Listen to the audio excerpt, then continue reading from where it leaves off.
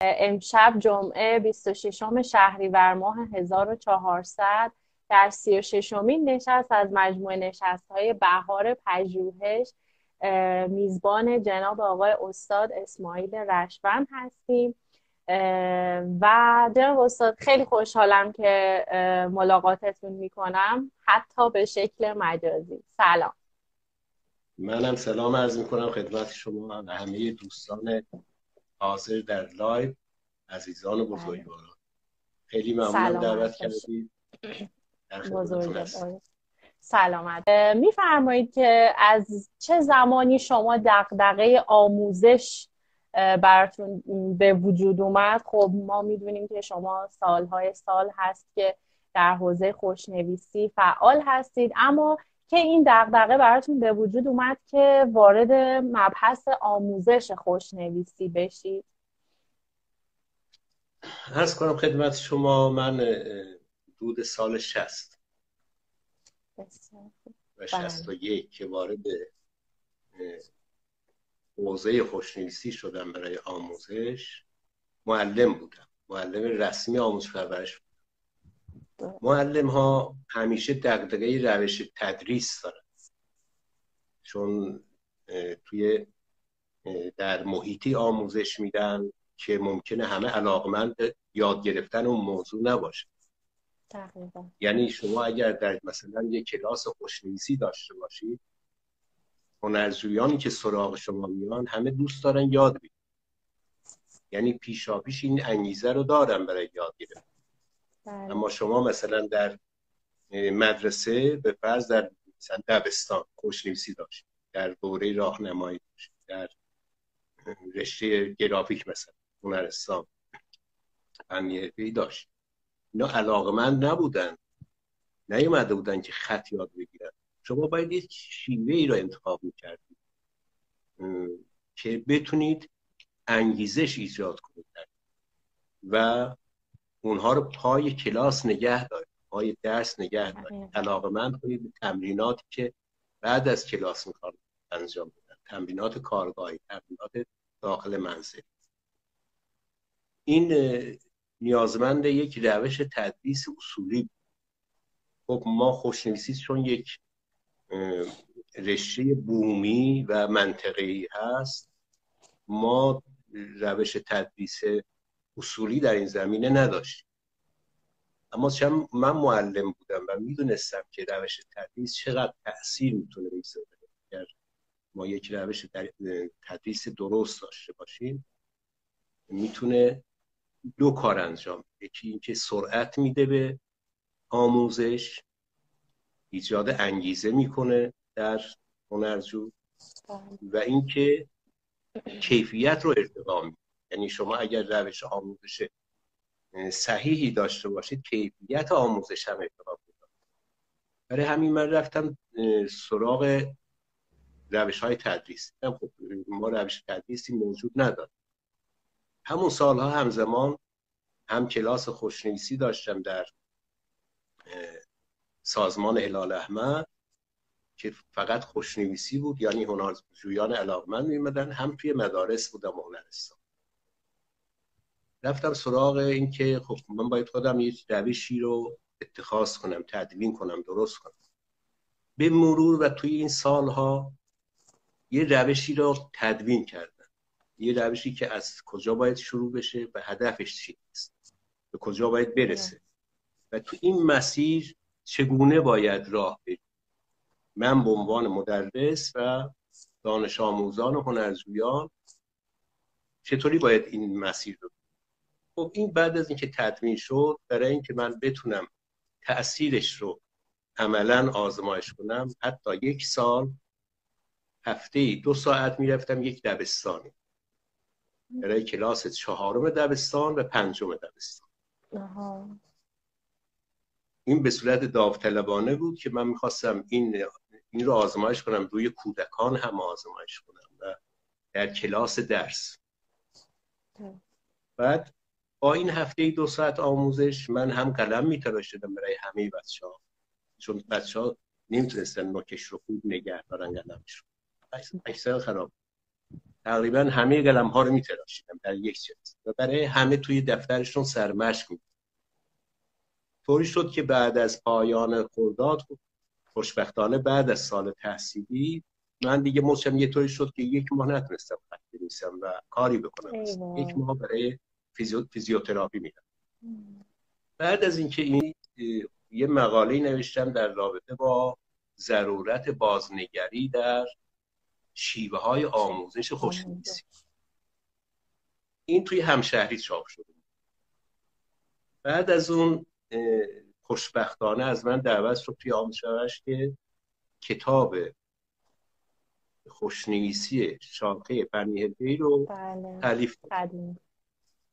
با افتخار من اون کتاب رو توی هنرستان من گرافیک میخوندم و با افتخار اون کتاب رو ما اونجا خدا پشت و پناه معلممون، من از شاگردای شما پس محسوب میشم. بعد این کتاب خب میدونید که کتاب تالیف کتاب درسی مثل کتاب‌های دیگه نیست. کمیسیونی هست متخصص که باید نظر بدن، تایید کنن و به هر حال بعد هر کتاب درسی هم باید گروهی تالیف بشه، یعنی یک مؤلف نداره، مؤلفین داره. فقط این کتاب خوشنویسی هست که مؤلفش یک نفره، چون این یه روشی بود که من میخواستم این روش در کتاب بیاد و یه رسمیتی پیدا کنه. این روش رو من در کتاب آوردم با توجه به اینکه هماهنگ کردم با رشته گرافیک، یعنی تا اونجایی که میتونستم اون مسائل بصری خوشنویسی رو هم آوردم، تمریناتشون.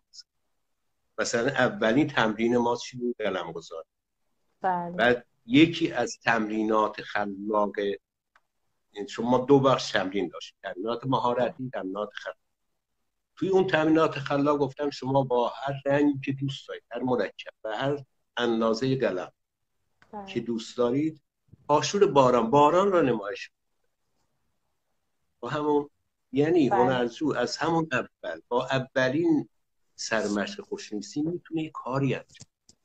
اینطوری نیست ما تمام حروف الفبا رو بگیم بعد سطر رو بهش بگیم تا بفهمه که مثلا میتونه یه کاری انجام بده.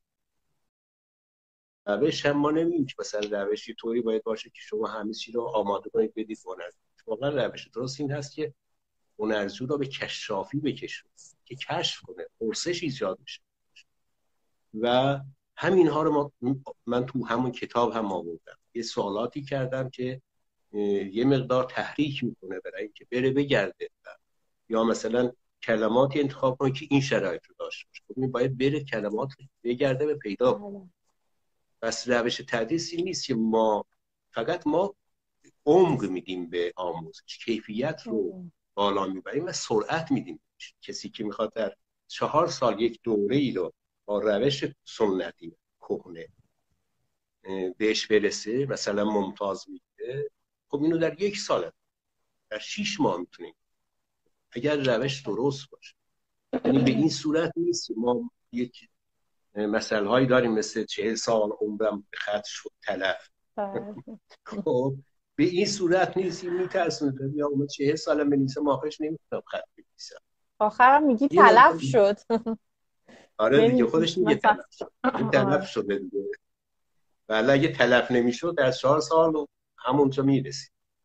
بعد به این صورت شد که ما این روش رو اتخاذ کرد. ویژگی هاش هم مثل هر روش تدریس درست این هست که باید 3 اصل رو حتما داشته باشه. ترتیب، یعنی از کجا شروع کنه، و اون ترتیب حتما باید توی یک روش تدریس اصولی باشه. تسهیل، یعنی ساده سازی، پرهیز از پیچیدگی. ما یه موقع یک چیز ساده رو میان پیچیده میکنیم و یه موقعی که فرم پیچیده رو میاریم ساده تر میکنیم.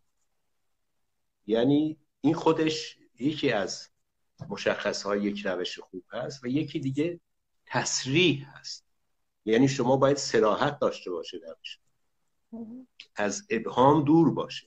وقتی شما نقطه میذارید و اول کار به هنرجوتون میگید که مثلا نقطه واحد اندازه‌گیریه، الف 3 نقطه، 5 طولش مثلا کوتاه باشه 5 نقطه، داخل نون 3 نقطه، این نکته رو باید درست بذاریم. نمیشه بیام یه گردی کوچولو بذاریم بعد برای هنرجویی این چی هست یه نکته یه دونه گردی کوچولو. اگر این 1/4 بذارید، اگر 1/2 هست 1/2 بذارید، یعنی نکته رو طوری قرار بدید که صراحت داشته باشه، ابهام ایجاد نکنه. سوال ایجاد کردن برای هنرجو خوبه ولی ابهام ایجاد کردن خوب نیست، گیجی میاره. آره این ابهام.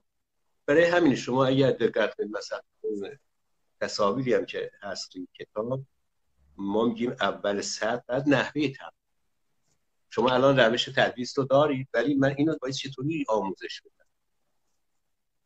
باید روی تمرینات نظارت داشته باشید و توضیح بده که شما اگر ب میخواید تمرین کنید به فرض ب پ ت س اینو میخواید تمرین کنید، نباید بنویسید ب زیرش نقطه بذارید بعد بنویسید ت. اگه میخواید زودتر به مهارت برسید یعنی دستتون و چشمتون و ذهنتون هماهنگ بشه.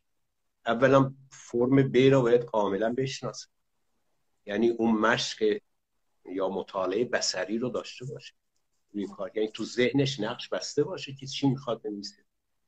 این هماهنگی دست و چشم و ذهن یعنی میشه مهارت. این سه تا با هم هماهنگ میشه میشه مهارت. خب برای کسب این مهارت شما تمرینات مهارتی دارید، یعنی اینکه باید تکرار کنید، هیچ چاره دیگه ای نداره. هر نوع مهارتی با تمرین فقط به دست میاد. اما یکی هست 10 صفحه تمرین میکنه، یکی با 1 صفحه تمرین به همون میرسه.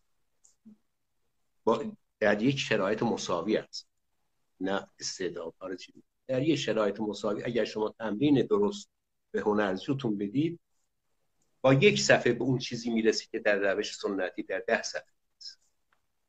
یعنی شما میگید که وقتی به می‌نویسی نباید نقطه بزنید، شما باید فقط یک فرم رو تکرار کنید. در اول سطرتون ما میگیم، حتی تو اون کتاب آوردم، خب قبلا اینا وجود نداشت، میگیم نقطه های راهنما. نقطه های راهنما چی هست؟ در اول سطر، در اول خط زمینه شما برای مثلا نوشتن ب کوتاه 2 نقطه میذارید روی خط زمینه، 1.5 شروع میشه، یعنی از 1.5 نقطه بالای خط شروع میشه. 5 نقطه هم برای عرضش هست، طولش هست، یعنی این میشه نقطه های راه. ولی دیگه شما نباید نقطه بزنید، یه شما باید با همون اندازه‌ای که درست نوشتید همون رو تکرار. این تکرار یعنی این که وقتی دست یک حرکت رو انجام میده زودتر به مهارت میرسه. ولی وقتی شما بنویسید زیرش یه نقطه میذارید یعنی یه انقطاع ایجاد میشه در منحرف میشه یه لحظه اون تمرین. 3 تا نقطه میذارید بالاش میشه 3. این انقطاع ایجاد. ولی دست شما وقتی ب را می‌نویسه روی جوان‌تر است. بعد از اینکه مثلا 1 صفحه تمرین کردید این روش تمرین ما، یعنی نوع تمرین. بعد میگفتیم حالا نقطه‌های متفاوت بذارید، یه سطر رو نگید یه ب ت س پ به این صورت. چرا؟ برای اینکه در نهایت به تدریج و به صورت غیر مستقیم یاد میگیره هنرجو که این فرم ها یکی هستن، هیچ فرقی جز نقطه هاشون با هم نداره. شما دقت کنید حتی بعضی استادان ما گاه وقت می‌نویسه با لامش گردیش فرق می‌کنه یه مقدار. چرا؟ چون اون رو به عنوان یک گاف می‌نویسه، گاف، یا به عنوان یک لام می‌نویسه، به عنوان یک سین می‌نویسه، صاد می‌نویسه. درجه هستید؟ یا اینو به عنوان نون می‌نویسه. اما وقتی شما فرم پایه رو بهش میدید که ما تو این کتاب آوردم فرم پایه حروفه، بعد میگید شما یه الف 2 نقطه بنویس، فقط الف 2 نقطه بالای خط زمین، درست شد؟ الف 2 نقطه. بعد میاد فقط گردی ها رو بس.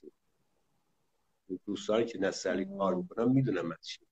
بله. این گردی ها رو بعدش میگیم وقتی شما اینا رو همه رو تمرین کردید میخواید با هم تمرین کنید، یه الف 2 نقطه، یه سر ف با یه نقطه به طرف پایین، یه لام، یه الف 4 تا 5 نقطه برای لام، بعد شما میاد گردی اینها رو بس. یعنی چی؟ کاملا متوجه میشه همین اینها یکی است.